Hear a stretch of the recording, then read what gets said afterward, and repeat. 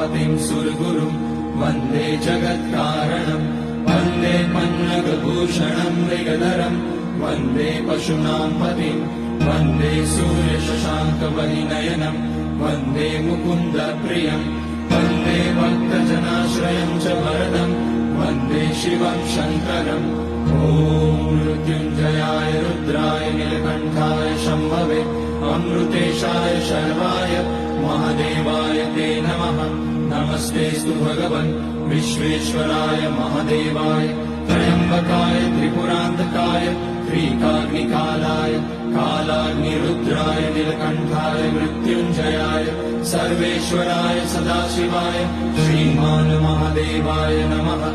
ॐ नमः शम्भवाय च मयोपवाय च नमः शङ्कराय च महेश्वराय च